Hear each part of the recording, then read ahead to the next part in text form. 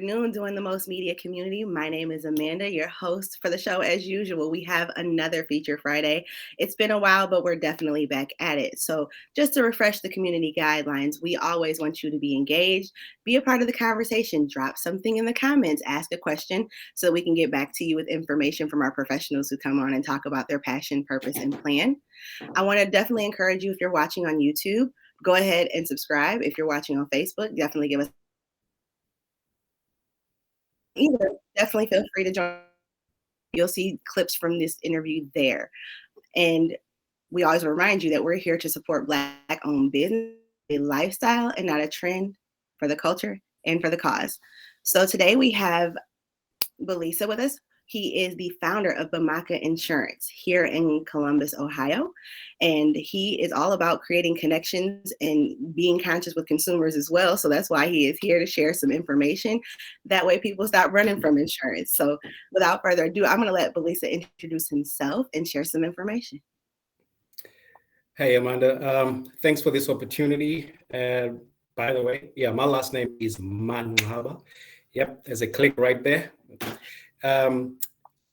Amanda, thanks for the opportunity once again, and thanks for the work that you do, just in terms of highlighting, small Black businesses and the work that people do out there. We really appreciate that. Like I said, Go ahead. No, so we appreciate you guys too. Yeah. All right. I'm originally from Cape Town, South Africa, and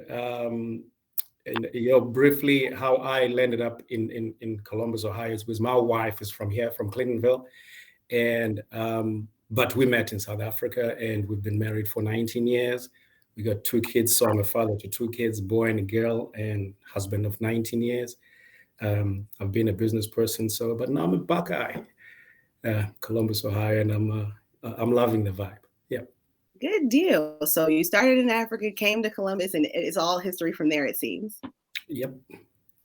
So I want to ask some, real good questions to begin with. So let's jump into this. You have a background in bankruptcy law. That's major. Let's talk a little bit about that.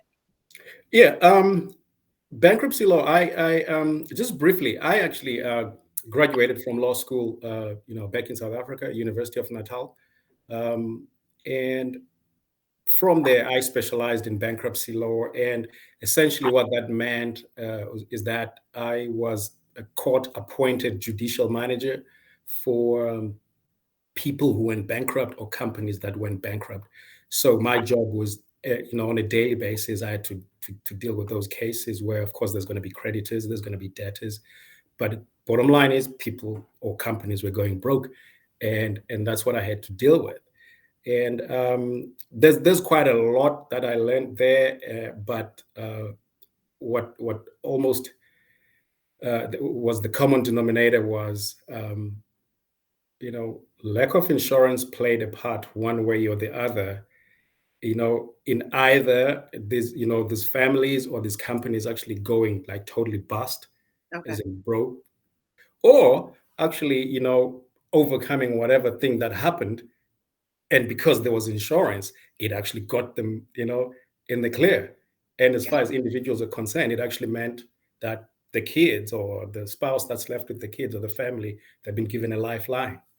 Yeah. So that's how, for me, my background in bankruptcy actually connected with the whole, insurance industry. So that makes a lot of sense. It sounds like basically you figured out there was a root cause of the problems in bankruptcy law, and that was the lack of insurance. And so you went and started on the front end of that instead. Yeah.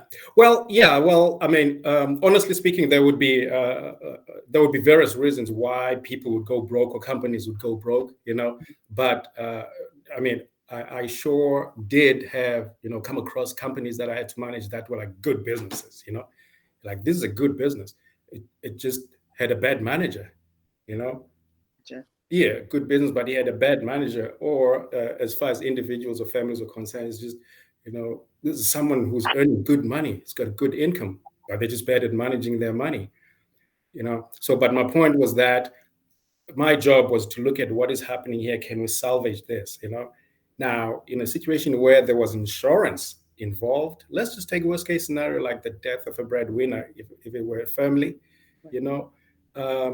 of course, that there will be an estate. But if that person died and they owed a lot of money, it would be referred to as a bankrupt estate or an insolvent estate. But where there was insurance, Mhm. the beauty of insurance was that that money would actually flow to the beneficiaries untouched and untaxed, regardless of however much they owed. And it was a nice thing to see that that family has been given a lifeline, basically because the breadwinner took time and considered the importance of having insurance. The opposite applies in terms of where there was nothing. You would see kids and the surviving spouse just, you could just tell that unless a miracle happens, there's another generation that's just been cast down to, you know along the lines of poverty and all stuff like that. Again, equally, if it were a business, there's workers in there, the company closes down, but they had insurances. Let's say sometimes it was a fire or anything that destroyed the business because things happen. And where there was no insurance, the company lands on my table and I have to deal with it. I'm like, man, you know, if you had insurance, you know, things would be different. And in the So insurance situations really can where, be that in the protection. situations where they did have insurance, that was it. Boom. My job was to just apply, make sure that those funds come through for the insurance. And that was it. Within a month or two, the business is back on. Now they've got cash sitting in the bank.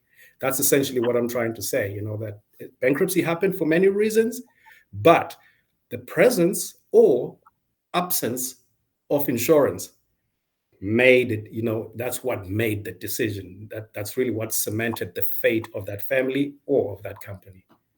Absolutely. So it really, like you just said, it's a lifeline, and it can make or break that Totally. second chance on the other side of whatever devastation happens. Totally, totally. So let me ask you, what experiences, whether it's personal or professional, helped you know that you were really passionate about working in insurance? I mean, maybe there was just like a family in particular that really kind of stuck out in your mind. Um, it's a combination of things, but I'll tell you this. I actually have like two just very very short stories or reasons why, which is so personal to me. For an example, I've got two younger brothers. I've got two younger brothers, and when my mom passed away, I inherited something, and it was debt. I inherited debt. And I'm talking, it's sad, yeah, we lost my mom, but I soon found out that this happens to other people, whereby, for example, I had calls from the ambulances that had to take her, to hospital. She's already gone, but I had to deal with the payments of those ambulances and other things. And point I'm trying to get at is that when I started now, getting into to working, with insurance, insurances and everything, I realized that if someone had taken just 20 minutes and insisted on sitting down with my mom, how our lives and my brother's lives would have actually changed. You know, I mean, yeah, we got blessed in the sense that the reality is I had to get out there, work, make sure that these two guys, get everything they needed, and thanks for the blessings that things worked out. But my point is, if someone had just taken 20 minutes to sit down with my mom and talk about insurance, that's the first one. And then the other one for my sister-in-law, unfortunately, her husband, passed away in a car accident, and um, you know, and she had three kids. And as much as it's sad, but fortunately, he had insurance, like was well insured. Now, here's the point: there was pain in there, and there's still pain. This has been more than 10 years, but the decision that he made to have that insurance. As a matter of fact, their firstborn right now is starting to be a doctor, and the secondborn is at OSU, and the lastborn, is in high school. And as much as they were dealing with that pain, they were able to grieve without the threat of being out of their home, not having money to pay for this and that. So those are the two stories that are like personal to me. And when I look at both of them, I'm like, you know, other people don't need to go through this. There's if you can just ask for help, there's information out there, there's stuff that we can do, you know and so but So, except for those two personal, questions, there are, sorry, personal stories. The other reasons why I got drawn to insurance was, again, like I said, coming from, the insolvency or bankruptcy background. I sort of like noticed that each and every time I dealt with these families or these companies, there was always this underlying sort of like field where the people were, regardless of what happened, they were getting their monies paid, their premiums, and those were the insurance companies. No matter what happens, you know what I'm saying? Yeah, Absolutely. They get yeah, their bottom line. yeah. So I was like, so the business person in me was like, man, that's sure good business. No matter what happens, whether times are good or times are bad, those guys, they get their money. And secondly, it dawned on me that there's actually ways that we as Black communities, and I found very, many similarities between Black people in South Africa and Black people in the US, just in terms of the oppression that the oppression, suppression, the racism that we've gone through.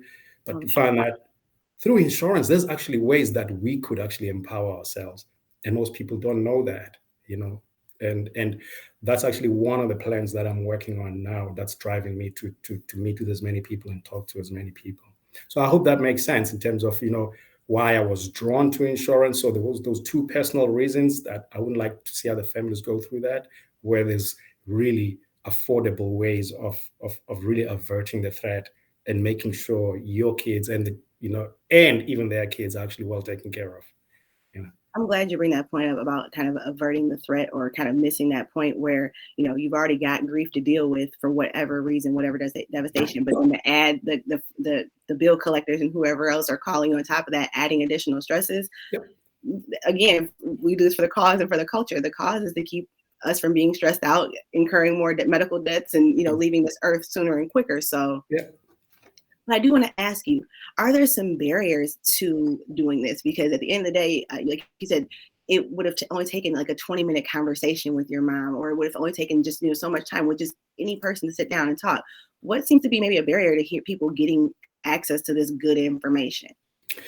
Um, that's a good question, Amanda. And I think from what I've experienced, it's a combination of things. Once again, for an example, for starters, as human beings, these days we've been sold to quite a lot.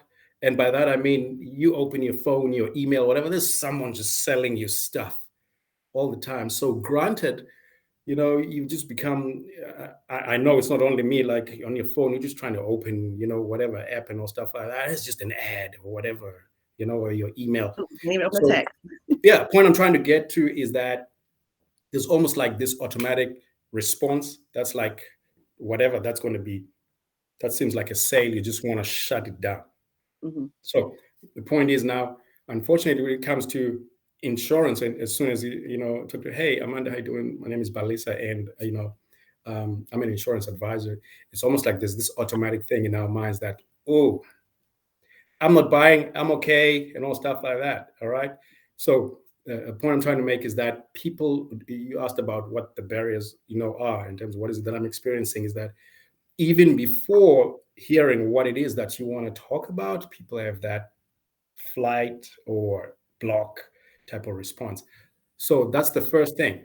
And then, secondly, those, which is quite a number of people that actually do have insurance, which is the majority of people, you find that they're actually dealing with insurance from the perspective of being compelled to do it. I'll give you an example.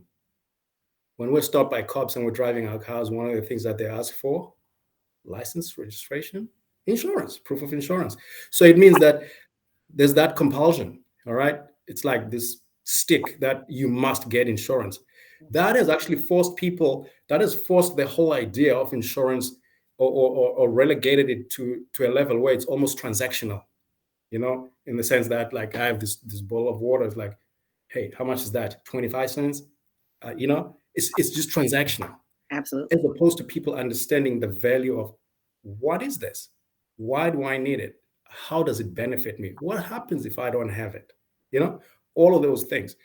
So the point again here is that people got to a point where they just now when they call the office or even just walk in, they're like, can I buy the cheapest insurance you have? As if I actually have the different products on the walls in my office, Like Yeah. a menu, like a you know, menu at Burger King or something.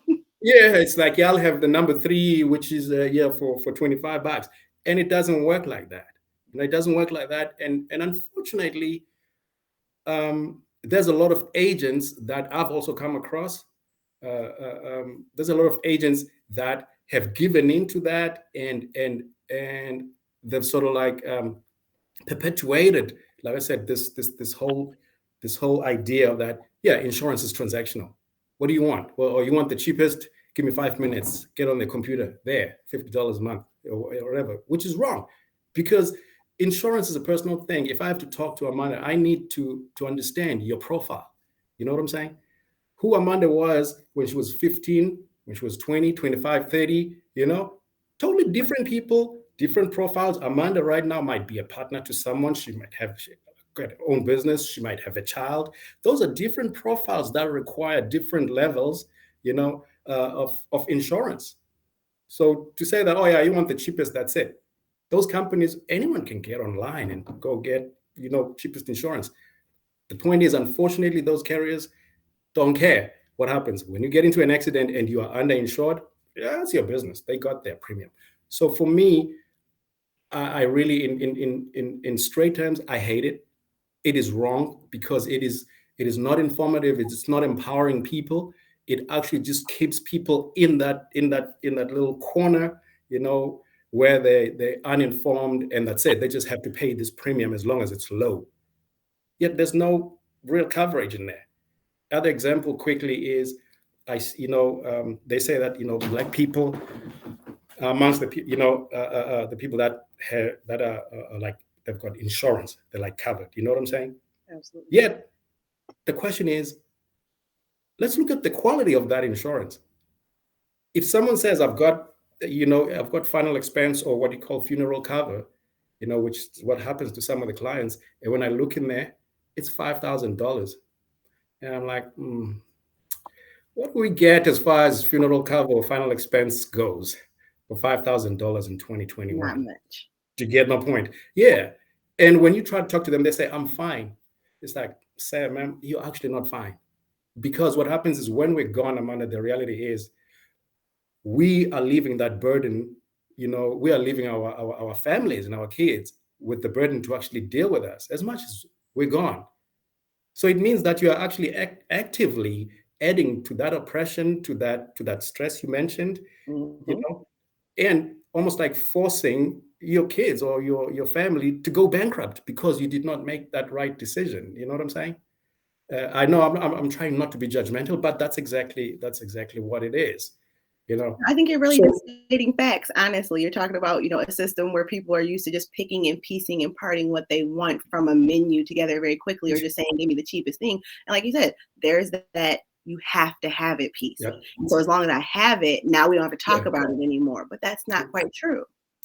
So tying all of that back to your question, it's like I said, number one, it's people actually just don't want to hear because they think that you always want to sell something as insurance. And number two, it's the what do you call, we need a paradigm shift. It means that the way we think about it, that needs to change. That now, oh, it's because of the cops, I'm going to be, whatever.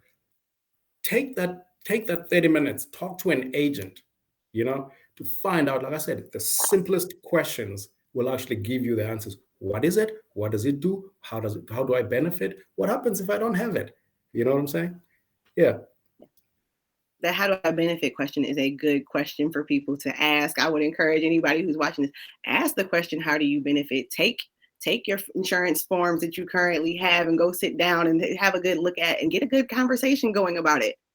Their chances are there's something that they don't know in there. And I'll tell you this. This is part of the service that I do, and I insist on. I say to people, listen, at the end of the day, you need to realize this. This is America. You're the consumer. You have a right to do what you want to do. I cannot force you, Amanda, to take insurance. But this is what I'm asking of you.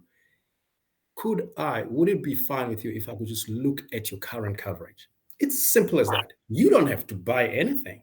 Let me see what it is that you have.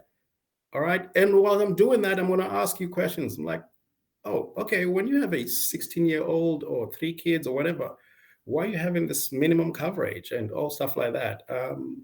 Does your kid drive your car? All of those things. Hey, you just started a business. Your profile just changed from 2 months ago when you didn't have a business.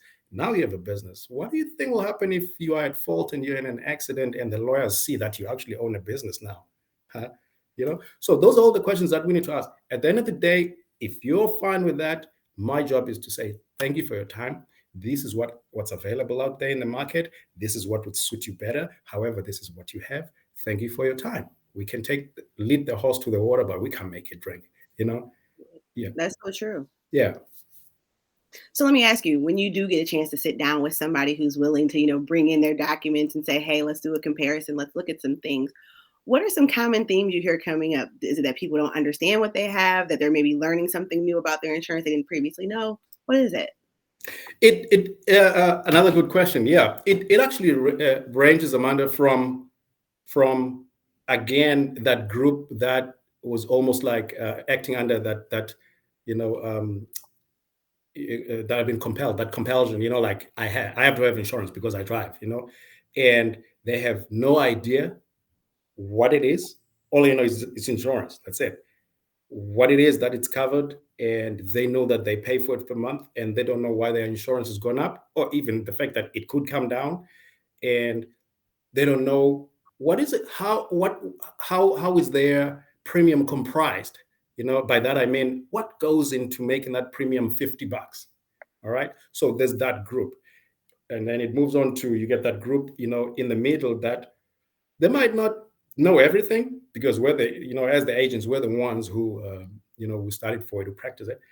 But they've got questions like, yeah, I have this thing, I don't, every time I call, they give me these terms, you know what I'm saying? They sound like French to me, I don't know what it is. Yeah. So, but you can tell that they've got the questions. And then on the other extreme are those who how can I put it, set in their ways, Okay. because their cousin or their uncle or someone down the street told them, oh no, you should do this, this is how it works. So when you start talking to them, they're like, yeah, I know how it works, you can't tell me. So I'm like, okay, I'm gonna keep quiet, because I'm the one who actually does this day in, day out. you know Yeah, um, absolutely. so to answer the question, that's it. It's like, on this one hand, the people who really don't know but they're paying, and then right to the middle, the ones that do have questions, we've got a sort of like understanding, and right on to those who actually don't want to hear and they think they're right.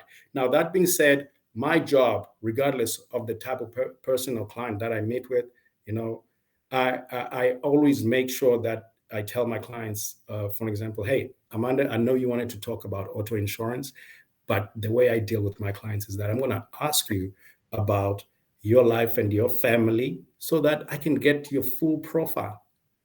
In that way, I'll be able to actually advise you that, okay, based on who you are and who depends on you and all stuff like that, this is the type of insurance that you, or coverage that you should have on your vehicle.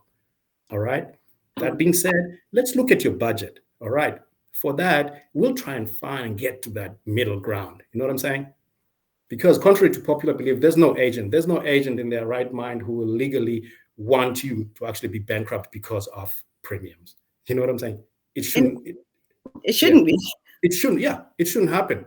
It shouldn't happen. Yes, I know that. And as a client, what I tell them, if someone just sells you stuff without asking you questions, you best get out of there, because they do not have your interest at heart. All they want is to actually sell. Let me actually just take another minute, Amanda. Let me For sure. make people understand this. Insurance is a game of numbers. All right, it's a game of numbers from different perspectives. By that, from the perspective of the carrier, the insurance carrier, the insurance company, in the sense that when they get into the business, they have to make money, right? Because they're running a business. What is it that determines profits for them? It's the more people buy their products, the more money they make. So what do? They pass that to the agencies, Balisa and the others. They're like, hey, if you can get as many people as possible, we will give you these bonuses, we'll give you those commissions and all stuff like that. Unfortunately, as a result of that, you're going to have agents that will totally just focus on, let me get these numbers, let me get these numbers. So Amanda walks through the door and Amanda's like, hey, I need advice on this and that. As much as Amanda says, I need advice on this and that, to them, because they're chasing numbers, as the agents, they don't have your interest at heart. They'll be like, yeah, you know what? Let's get that one. That one's cheaper for you. And you're out of there in 10 minutes. And you become like, that's it, a number, check mark. That's it. So that's what I mean when I say it's a numbers game. All right. Now, it's not right. It's not good for knowledge. It's not good for actually getting our people to be empowered and know the true value of insurance and why they should have it. You know, and if you ever deal with an agent like that, walk away. Walk away, because they're not going to be there if you're when you're involved in an accident and you're underinsured or you're inappropriately insured. That money is coming out of your pocket, and if you don't have it, the word is bankruptcy. Gotcha. Again, yeah, Gotcha. It sounds like you do a lot of the groundwork of meeting people where they are. Hey, can I look at some things for you? Can I talk to you? So, true. and it's a really good way to start it out, the conversation, because it's not an easy conversation. Because, like you said, people are running because they don't want to be oversold or anything like that. Um, let me guess. Let's see. I guess maybe my question would be, how do we help get people to the door? I guess how does doing the most media help get people to, because it's good information. Yeah. People need Yep. to thoroughly understand this. And there are so few people putting in that groundwork to make sure that people understand the product that they have and the need against the needs that they actually have. Yeah. As a matter of fact, right now, this is one of the um, difficult decisions that I had to make from a perspective of an agency owner, in the sense that it's still a business. I'm in the office. I need to pay rent. I need to pay utilities and all stuff like that. It means I need to make money. All right. Still have my family. And every time I have to dip on my savings, my wife is not happy. All right. Point I'm trying to make is I got to a point where the road almost like splits, and to the left, I could easily be one of those agents where, hey, I just have to stack those numbers. Hmm. I just have to stack those numbers. I really honestly couldn't care what Amanda wants and all stuff like that. I just have to get those numbers and make that bonus. Or really take the time, like I said, to find out about the client, educate them, give them options. Agents are afraid of that because once now I've educated Amanda, there's still no guarantee that Amanda will go with me, right? Right, More right. so that I'm saying to Amanda that, Amanda, I looked at your profile. Like I said, it's a free review of what you have.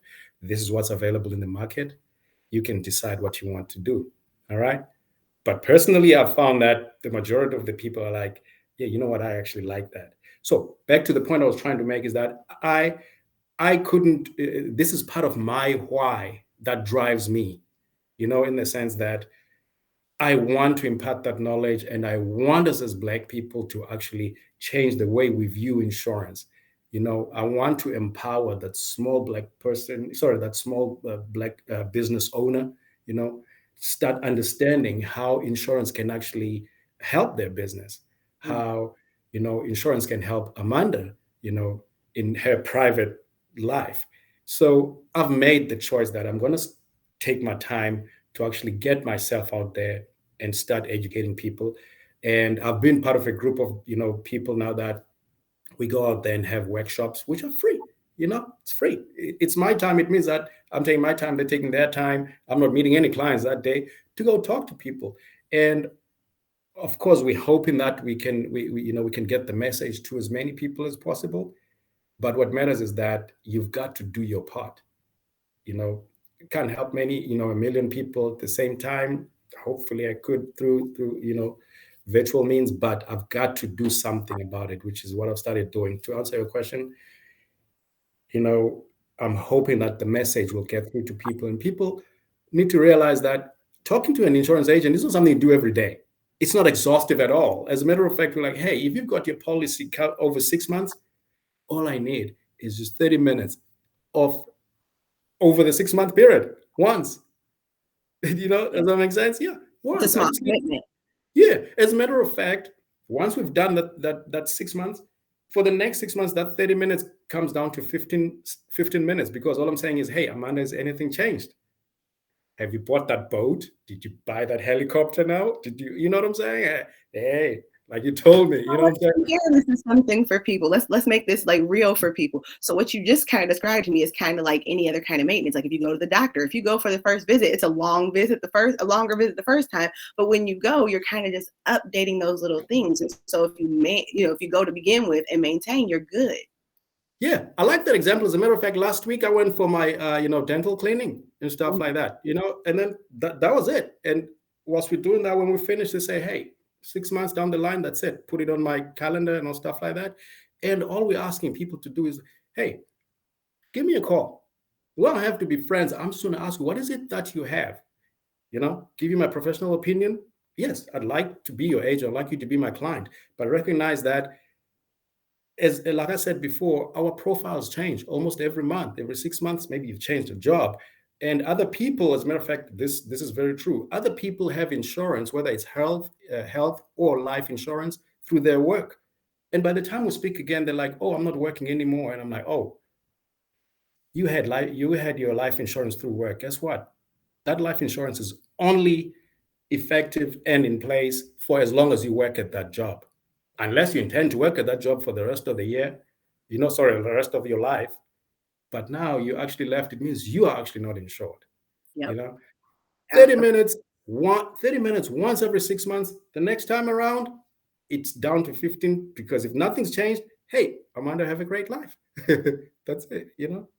And it's just that simple. People just really need to understand that and get Yeah. comfortable with having these conversations for that Yeah. time.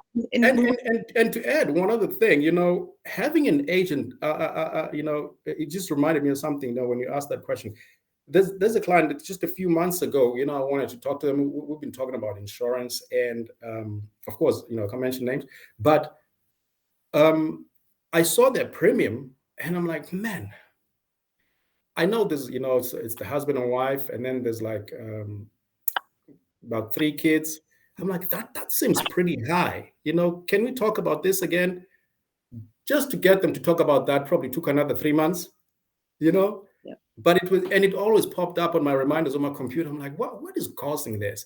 The beauty of dealing with an agent is that as agents, Amanda, we can do what you cannot do. And one of those important things is we can talk to the underwriters directly. Yet you as a client, you cannot. And the underwriters, when I asked them, like, can we please look at, Amanda's premium? What's happening there? And then in this particular client, they were like, oh, they've actually been with this carrier for 6 years. All right. And when they got it, they did it themselves online. Now, this is what happens. Every 6 months, it automatically renewed.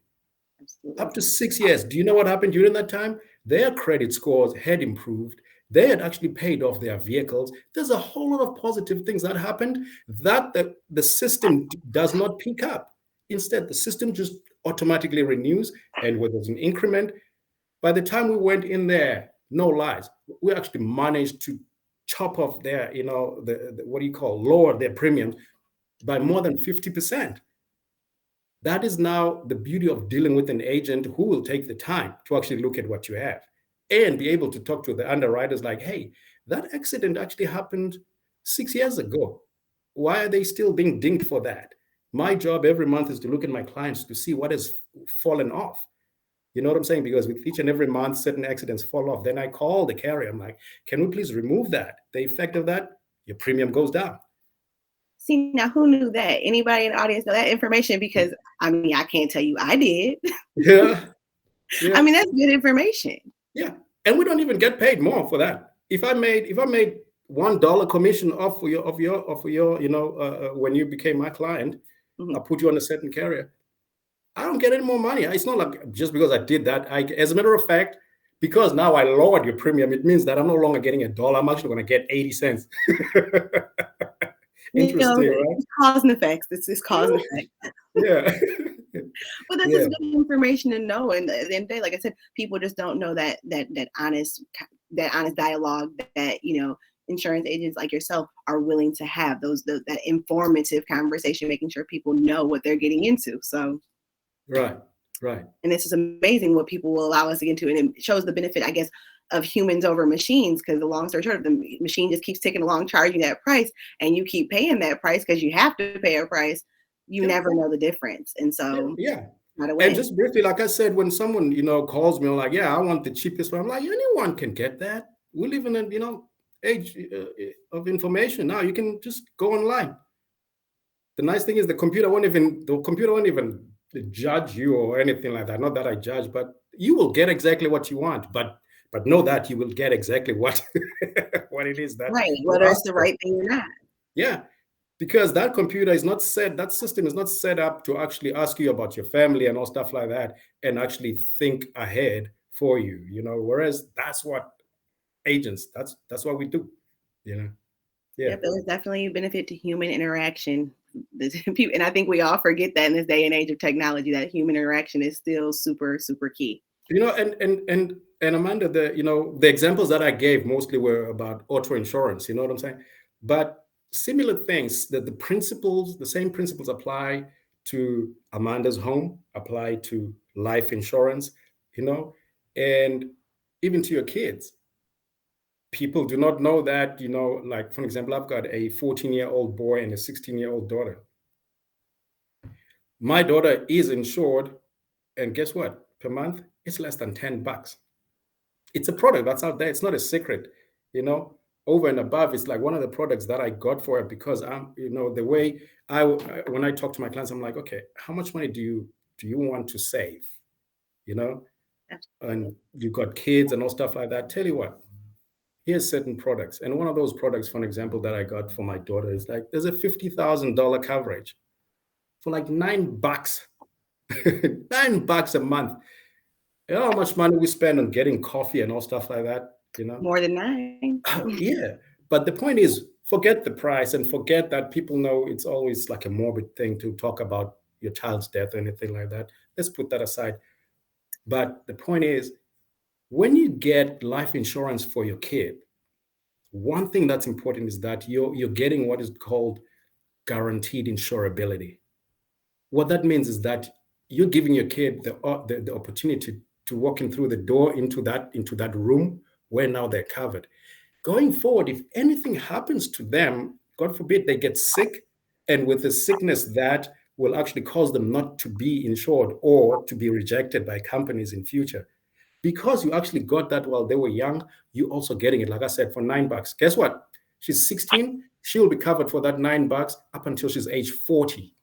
Picture that. How many years is that? Up until she's age 40, we do not have to worry about those premiums going up or down or anything like that. That's it. Till she's age 40. And at that time, she's long, probably married and doing her own thing. And and if anything ever happens to her, we know that she will never not be covered.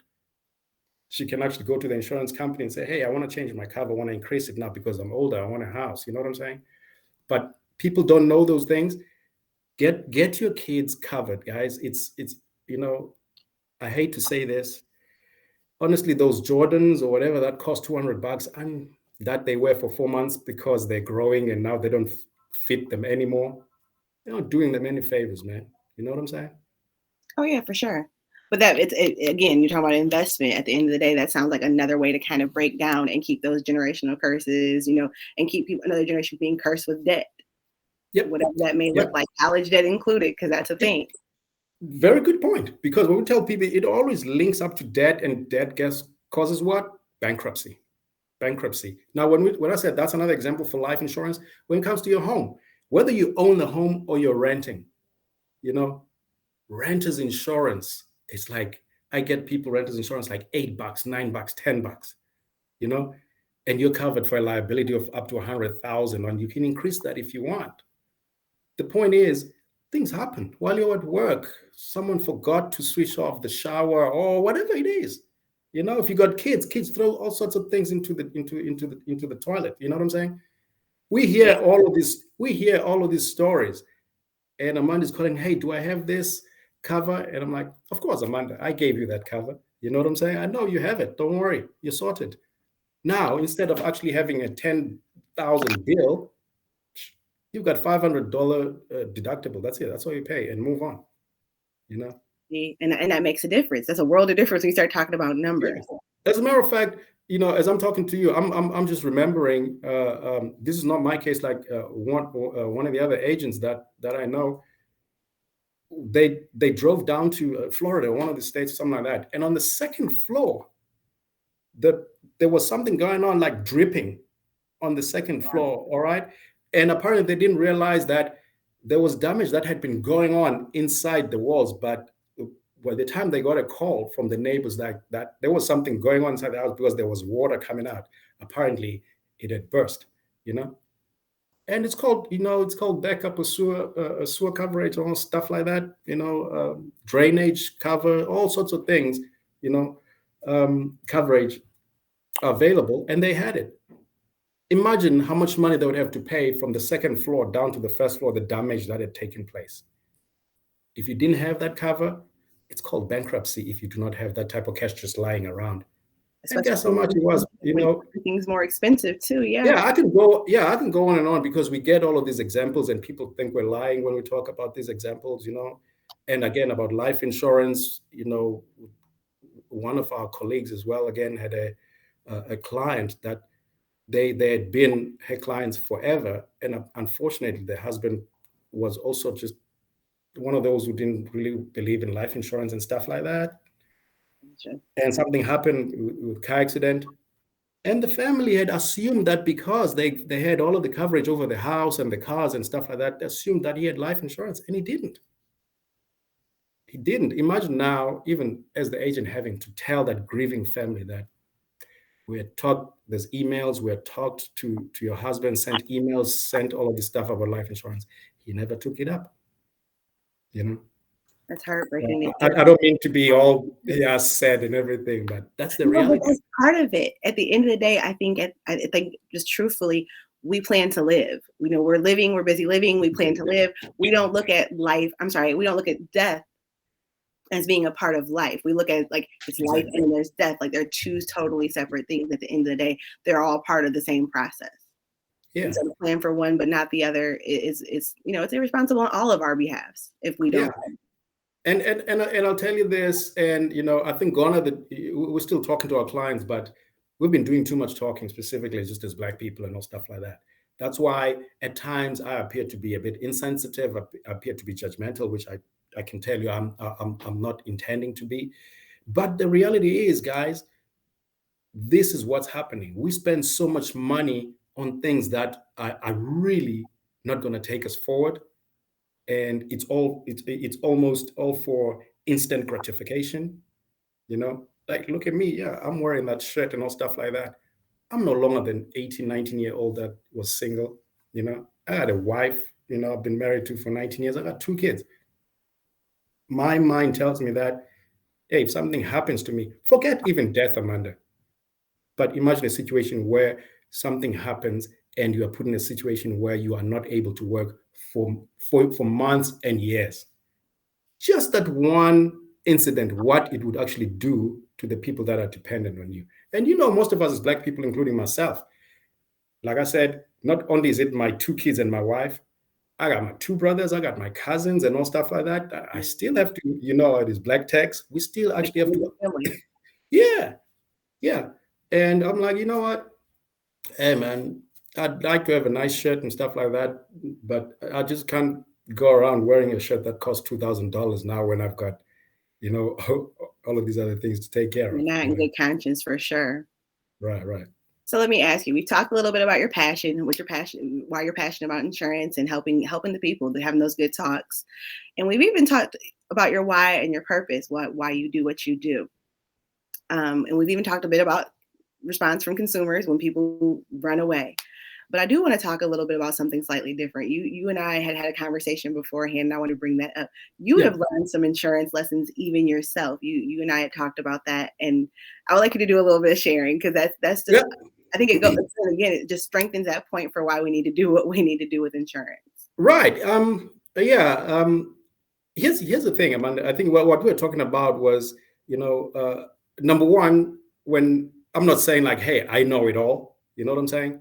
It was when you talk about the why that drives me is that, hey, the bit of information that I know, right, which is what I studied for. I've been blessed to actually be able to study and specialize in this. I want to now give that information to people because I know and I have seen, we've got proof how it actually changed other people's lives. All right. And so specifically what you and I were talking about before was what I mentioned was because I had I had people to take care of and stuff like that. I honestly never had the opportunity to save money. You know, as a matter of fact, I joke about it sometimes when I meet, I would meet some people and they're like, "Oh yeah, I'm an only kid and I don't have a dog or cat or any kids." And I'm like, "So all your money that you make, man, you can actually do as you wish with your money?" And they're like, "Yeah." I'm like, I've never had that in life. Not that I'm complaining, but it would be so nice. So the point I'm trying to make is, unfortunately, because of our background, I'm sure I'm representing millions of other people in the same situation where I really had no opportunity to learn to put aside $1 when there were, you know, other pressing matters. Therefore, it Oh, meant that each and as I was growing up, I could never save, and I could never understand the value of saving. And guess what? Now, to your point about the story, up until I started, getting into insurance and learning about these different products, specifically with life insurance, where, you know, you can put $1 in the bank every month. Let's say you put $1 every month for 1, 2, 3 years. So what you're going to get there is $36 plus interest, right? If things were going well. Now, when you start looking at these different life products, what I found was that I could actually take that money per month and buy life insurance because with whole life, meaning that this is, whole life is different products, but the essence of whole life is that Amanda will be paying a premium, every month. And for as long as she's paying that premium, she will be covered for the rest of her life.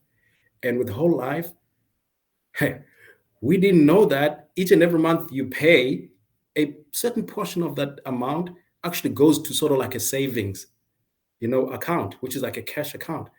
So every time you hear that someone has a whole life policy, know very well that they actually over the years there's money that actually that's accumulating for them, for their benefit, for their kids. you know And I don't mean this to be like, understood.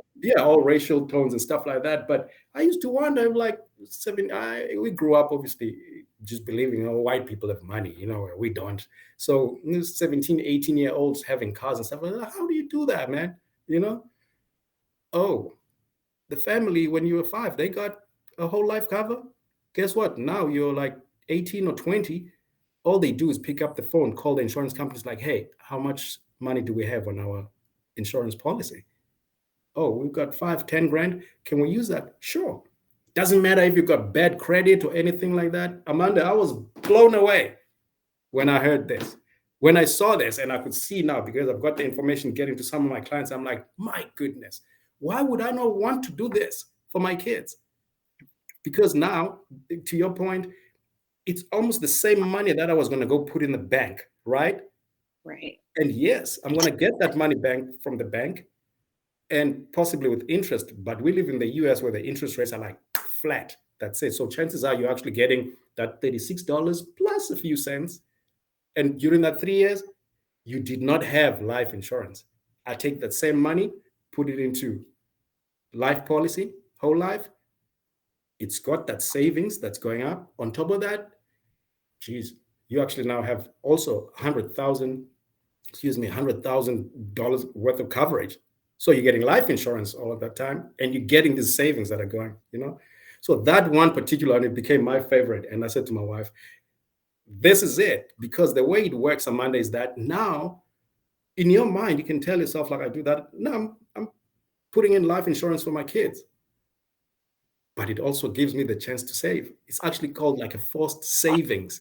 You know what I'm saying? Right. Forced savings. At any point in time, my daughter is 16. This is, again, we also have whole life policies for my daughter and my son. In 10 years' time, when they decide that they want to do whatever, they could just call. Hey, how much do we have in there? I want to buy a car. You can get that money, even if their credit is bad or anything like that. It's just an application, and then the check comes in. It's your money. And guess what? Even after taking that money, your life policy still continues. See, and you know what? I hate to say it because I feel like it's one of those cliches that come up in popular culture. But talk about money moves right there, Cardi B. Like that's a money move right there. That's a Yeah, money move for you. And so people need to understand that we're not just singing about it in songs that are catchy. and We're yeah, doing things. yeah, and sorry to cut you. And here's the thing: there's nothing genius about it. It's not new, but it's one of those things that have been kept away from us for generations. It's nothing new. You know what I'm saying? And why then, when this knowledge is upon us, do I want to hold this knowledge? No, let me tell other people about it. Like, hey, man, how much are you paying per month so that your son or your daughter can be seen in fancy whatever things, iPhone 13 and all stuff like that? Whereas you can actually put this money in now, and by the time in the future, they can buy themselves an iPhone store if they want. I You know what I'm mean, saying? really. I mean, and yeah, it's simple. It sounds so when we talk about it in these terms and we break it down and say, for example, like you said, you've covered your daughter for about $10. It's not a secret. It's not something magical No, you're doing or anything like that. It's taking the time, understanding the products, getting that information, making the moves that we need to make, and not just talking about it, but actually being about it. it's out there, and it's sad to hear the stats that they throwing out there, like, oh yeah, black people spend almost like whatever, 3 trillion and all stuff like that, like, oh, those are big numbers. And you sit there and you ask yourself, what have we gotten in return? What have we gotten in return? We've actually had now a whole lot of ads that are targeted at us as a community, as a people. The type of music, the way the music has evolved, that's marketed at us and all stuff like that. That's all we get. Nothing of substance that actually our kids can say, oh, yeah, my parents got me this. It's generational, you know, and But it's got nothing, to change. nothing's so Again, inspired. yeah, Yeah, and I hate to sound like I'm talking down on people or I'm being judgmental, but we've been talking. It's similar thing in South Africa as well. I'm like, we've been talking as black people. The other people have been doing it, and we wonder, how is it that they were able to actually open that store, yet they're actually not rich? Oh no, they just called their insurance company and they were told, yeah, they got 10 grand in there, you know? That was example. Yeah, that was, for me, that blew me away, and I didn't waste any time. So now it forces me, like, that money is taken from my account, bank draft. So, I still do not have a lot of savings, but I have actually now gotten to strategically buy the products that, you know, if anything happens, will actually give me more returns for my family as well. If anything happens, you know what I'm saying? yeah. And Amanda, just quickly, this is now back in South Africa. One of my closest friends. I mean, we've been friends actually for more than 40 years. I'm an old man. For more than 40 years, and he comes from a well-to-do family, actually a rich family. And I remember this guy. This is way before I actually even got into insurance. We were in Cape Town in South Africa, and he's like, "Hey, man, I need to fly home because grandma had passed away and all stuff like that. And so they had to meet with the lawyers and stuff like that." Well, okay. And then he just says, yeah, there's some money and all stuff like that. And this was in the millions, Amanda. So I'm sitting there listening to this guy. I'm like, you guys are already rich, as in the millionaires. You know what I'm saying? Absolutely. Now, the grandma passes away. There's still more millions that are actually coming in from the insurance. It's like, yeah, we have to go deal with that. And I'm like, you know, But those are the kind of money problems I you didn't want know. to have. Yeah, I didn't even know what to say after that. I'm just looking at him. I'm like, you can't blame them. You can't blame them. You know what I'm saying? So now, if people are worth however many millions, after that, it's said, yeah, grandma died, chink, there's another boom, all of a sudden now their net worth is like doubled, you know? So for Exactly. us, Those it's are the kind of specifically money as black problems we should people, all want to have. yeah, for us specifically as black people, we got to realize the importance of life insurance. It's it for us, it's like we live a legacy. It gives us the power to change the course. It's a generational change. You can, just like that, just by getting that life insurance, your kids change your kids' lives and your grandchildren's kids. All of a Yeah. sudden, that opportunity to not worry about going to college or even opening a business or starting, all stuff like that, how that would change just by making a decision that, I'm going to take that $50 policy, you know. I mean, it's life changing. These are major changes that just having insurance can give you that ability and that protection for that you weren't Yeah, thinking about, aren't going back and yeah, reevaluating for sure. yeah, So I gotta ask pandemic questions. I always go yeah. with the pandemic. How has the pandemic affected or changed or impacted the work that you do, whether that's on your side or really honestly on the consumer side? I feel like maybe more people would be flocking for insurance during these times. Well, again, there's been a mixture of reactions, or responses as far as the effect of the pandemic, and they're all ranging from number one, we've all been affected globally. That's the point of departure, Of course, I mean, there's other billionaires that made more billions because of this, but let's talk about us, people on the ground. For sure. That's the point of departure, that it messed us up. Then coming to your question specifically, from an insurance, agency perspective, we've had situations where you guys will remember this. I'm sure most of your followers and viewers will remember this. People got to a point where they realized that it was difficult to make ends meet, because of the different work that they were doing. And in there, you can throw in others lost their jobs, they got their shifts cut down, And the direct effect of that, as far as insurance is concerned, is that insurance, in their minds, and even practically, stopped being a necessity, and it got relegated to being a luxury. If you Okay. understand what I'm saying, yeah. Yeah. And meaning that when times are hard, what is the first thing to go? It's the luxury. It's the ice cream, so to speak.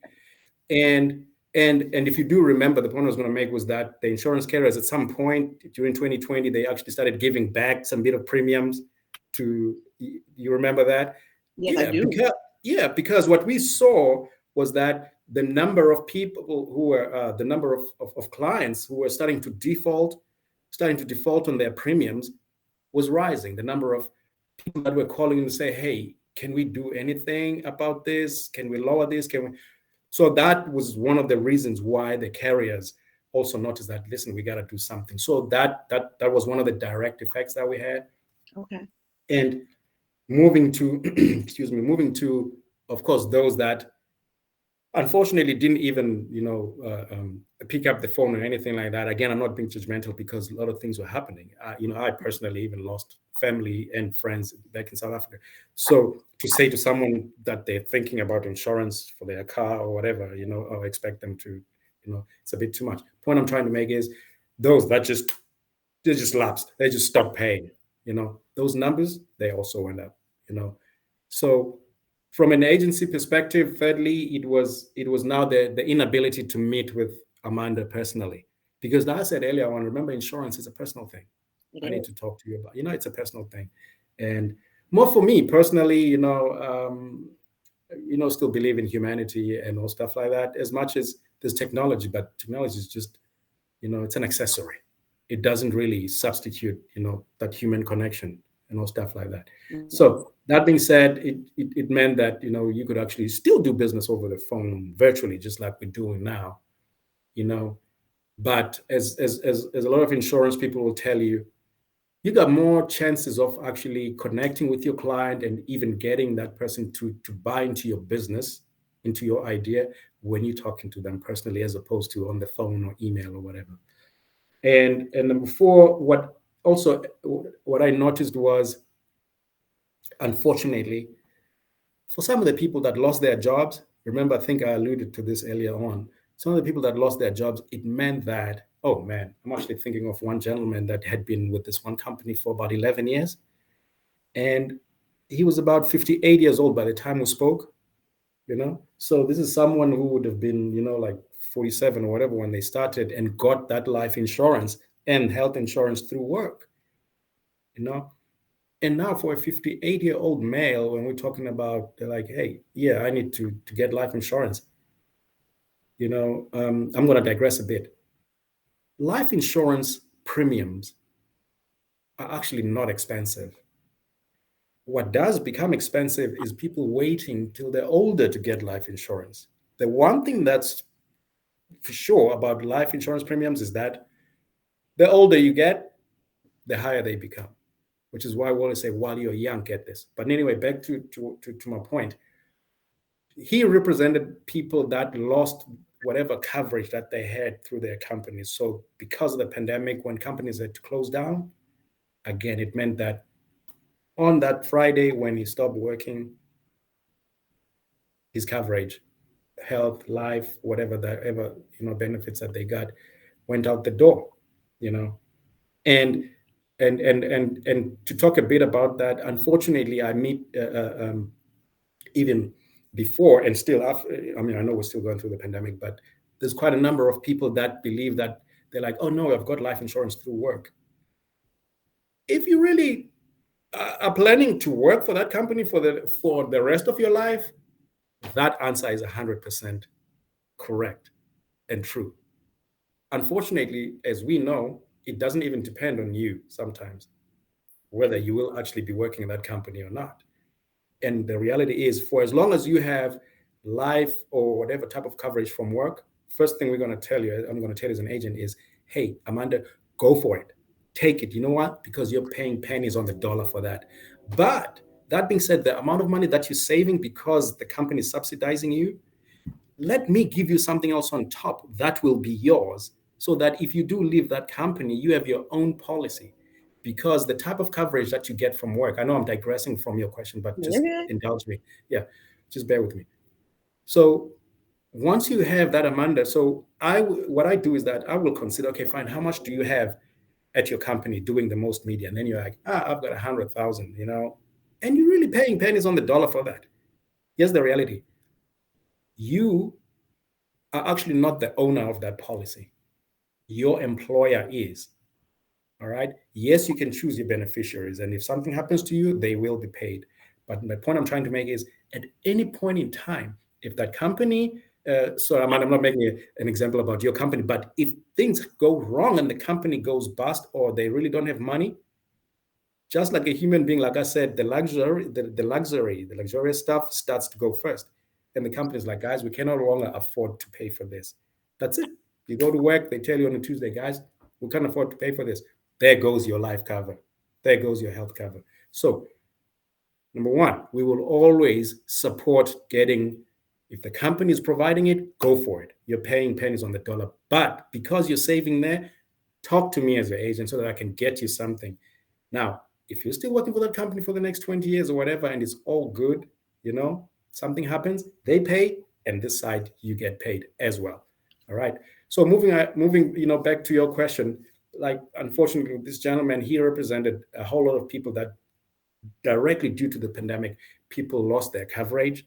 And unfortunately, there's quite a number of them who actually never got back to finding us. You just sort of finding out from us what they could do, just like this gentleman did. And we actually ended up not doing anything because, of course, he didn't have enough money. His budget was not enough for him to be able to get the products that he had. Remember, they're subsidized at work. You know what I'm saying? So Yep. those, all of those 4 points, those are how the pandemic actually, affected us. But there's still hope in the sense that what has also happened is that people got reminded, that slap in the back type of thing, reminded that Yep. you're not in control as much as you think you were. You know what I'm saying? This is still life and things could still happen. So you do have some people that are like, wow, you know what? Let me actually get some life policy. So we have had quite a number of clients that are like, hey, can we review, my life cover, and can we increase this? Can we do it and all stuff like that? Yeah. So that has happened as well. Um, that being said, pandemic or no pandemic, the reality is that we have no control. We don't have that crystal ball that we can look into and say what's going to happen tomorrow.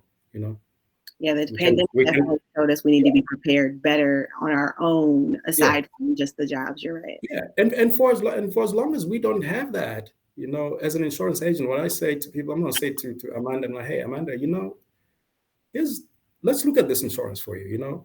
If you're still young, there's term insurance. We can look at that.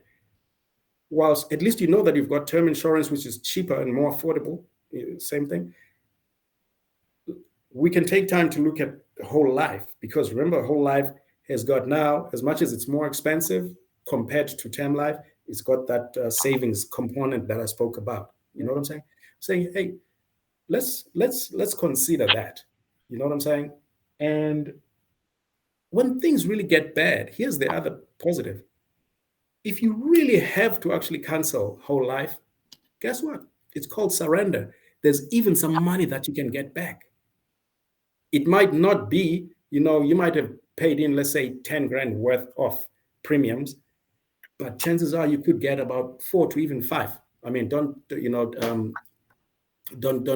quote me on the figures, Right. because each and every policy is different. You know what I'm saying? But my point is, when things come to to a head, so to speak, and you really have to surrender your policy, there's actually something that you will get back. So it's not like total loss. You know what I'm saying? That makes Yeah. sense. So that's it in a nutshell as far as the pandemic. Yes, it's affected us, and and my last point was that, pandemic or not, we don't have that crystal ball to see what's going to happen tomorrow. Let us plan. Let us plan. We still have people that depend on us. You know. Yes. In the Yeah. spirit of planning, since you said that word, let's talk a little bit about the plans. What are the plans that you can share with us, at least, for Bamaka Insurance Agency?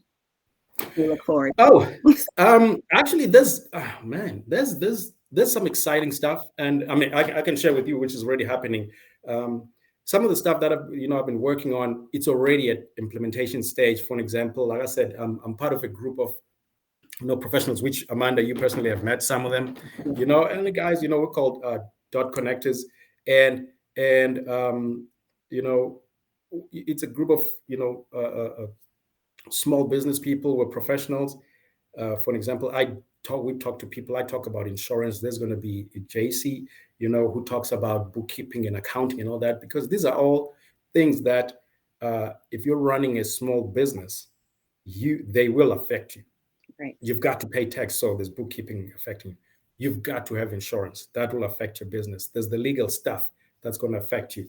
We've got Tequila and Kayla that talk about specifically actually helping females, young female and entrepreneurs, in their business, in terms of helping them with business plans. Yes. They do. Because if you don't plan in terms of your business, how you move forward, it means you're planning to fail.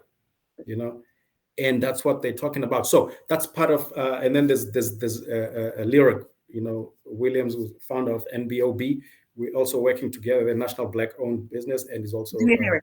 Talk a little bit about that, because you did mention it earlier. You said you're a part of a group, and you guys you had a chance to talk about insurance. So do talk about the group that you're a part of and how you guys do that too, please. Yeah, no, as I was mentioning, so as DoD dot connectors, the whole idea is, number one, like I said, is to impart that knowledge that we have as professionals, because that's what we do. In terms of, I do insurance, JC, that's it. That's her company, deals with accounting. So this is not something that we're part-timing or anything like that. This is what we do. So it was all in recognition of the fact that people do not have knowledge. People are afraid to ask. So let's take it to them. So we have already had the first workshop. I believe it was like September 25th or something like that, at the downtown Columbus Metropolitan Library. It's free, and it was also live as well. And there's going to be another one. October 23rd, as a matter of I fact. thought it was the 23rd. I was have to look. October 23rd. And we urge people, I mean, you'll get this information on Columbus Black-owned site, CBOB. So the whole idea there is, to your question in terms of what are my plans, that was part of our planning. And here's the thing. Just like we met, Amanda, you didn't know me, and we ended up meeting, and the guys that I work with, I sort of like cold called them as well, and say, hey man, we need to actually work together and give information, to the people. So that's the one plan that's being implemented already. And then part of that why that I was talking about, in terms of wanting to really give this knowledge and be seen, I'm actually almost like you now, just venturing into. I've got some guys working, arranging the whole social media thing for me, like on the different platforms, because we actually want to do it properly and be seen, be heard. and make it easier for guys to actually just, hey, pick up the phone or text or do whatever, like, hey, Balisa, can you please help with this? You know what I'm saying? So those are the plans, and very soon, unfortunately, that means as well that I don't have those handles yet. You know, um, and the third one, man, this idea that I'm working on. I can't really get into it, but it touches on what I was talking about with whole life, how people you know that the fact that you can actually really impact your life, your family, and your community just through having insurance. Now, what I'm working on, which is like a business model that will actually, you know, involve people and not necessarily having to pay anything. This will increase Black people ownership without even paying anything, but just showing them how to use insurance, you know, to show up their business and actually, you know, get their businesses viable. So I can't divulge much on that, but that's part of the planning. Yeah. So all in all, yeah, unfortunately, it means that the sales part of my agency is actually taking a back seat in terms of at this point in time, I'm not aggressive, you know, in terms of looking for clients as much as I should. My wife will not be happy hearing about that, but Well, we won't that's tell what them. we have to. That's what we have to do in business. You know what I'm talking about. You know, You gotta flex a little bit. yeah, I have to do this. And lastly, part of the plan, as far as the agency is concerned, actually, is to get out there and find people that want to be, specifically young people that want to be involved in insurance. Give them the opportunity to get in again without even putting in a dollar out of their pocket. Because the reason why I keep on saying this, Amanda, as you would know, it's almost like when I said people have been sold to all the time, it feels like everyone just wants to put their hands in your pocket or your purse and get something. And the reality is, like I said, this is knowledge that we can give for free. Why should I actually charge people money to say, hey, do you want to get into insurance? I can help you. In fact, you'll be helping me because I want to have a representative of Bamaka Insurance in your community. And guess what? I'm qualified. I will help you get qualified. I'm the one who's going to go Makes out a there and difference. actually ask for sponsors to come and pay for your qualifications. All I need is your commitment and you wanting to show up for work. So that is part of the plans, around Central Ohio and Columbus, just getting out there, young Black guys and Black sisters, come out. Let's get into insurance. We'll get you qualified. You can learn. I don't know everything, but the beauty is we've got direct lines to underwriters, so we can get people moving. You know, and how many people probably even thought that they could get into insurance? They haven't thought about that yet. They know a whole lot of people and they could make a living out of that whilst helping their communities. So I hope that answers your Thank you question. for Those are some watching. of the things that, yeah, that I'm working on right now. And unfortunately, it's costing me a bit, but that's the cost of business because I totally believe in the idea, as you've seen through this. I mean, I'm excited about insurance. I'm excited about working with other Black professionals. I'm excited about getting the word out there, getting knowledge, you know. Yeah, that's it in a nutshell.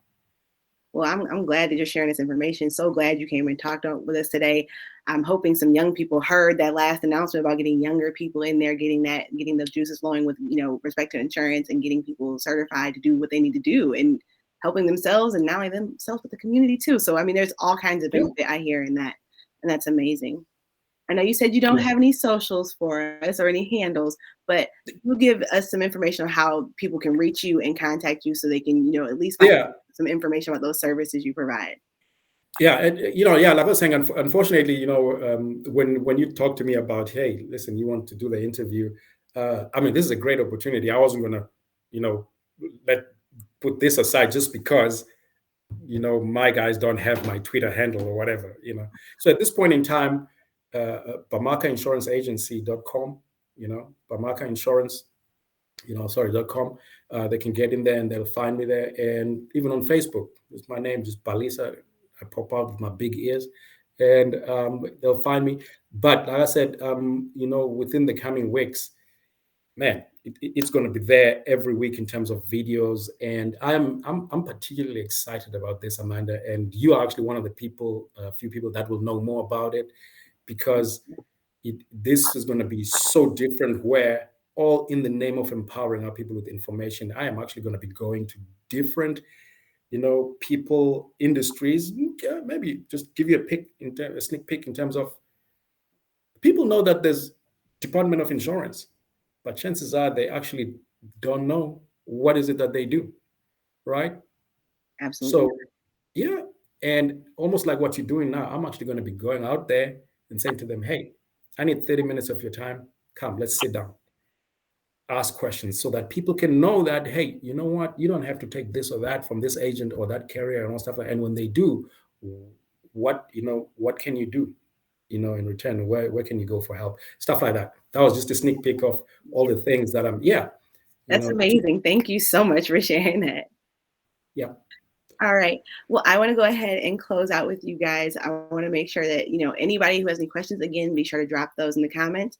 Any contact information like website, I will go ahead and include that in the description beneath the video so that you guys can reach out to Mr. Balisa and see what you can learn about your services and your insurance that you maybe didn't know before and love and make that money make some moves. Thank y'all for joining us this Friday. My name is Amanda. And hey, Amanda, sorry, can I say one last thing before I go? Absolutely.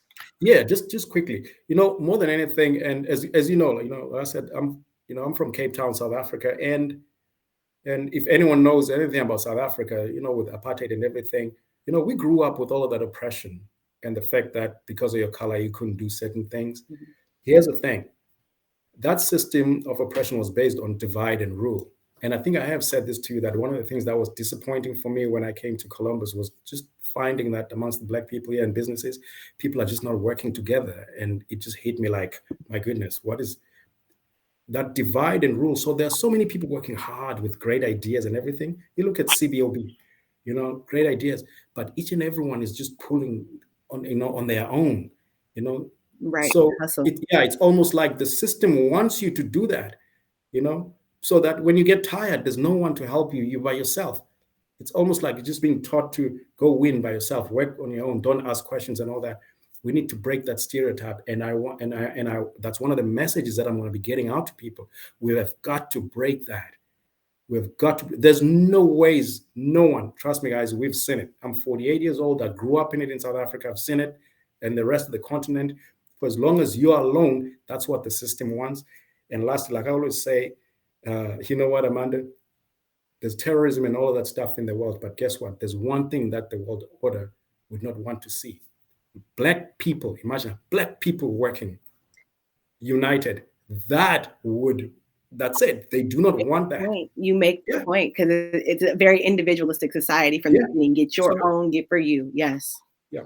So that was my last thing. That's it, guys. We cannot win. We will not win. If we're doing individual stuff, let's get those energies together and move. Because if I cannot afford the $1,000 to do whatever, but if I actually have other people and each of us can put in $1, guess what? All of a sudden, there it is. We can do it. That's movement. Right. I couldn't have Thank said it you, any Amanda. better. Thank you for that. Yeah. I'm gonna let him have close us out, and Yep. we'll see y'all on the next Friday. Appreciate this.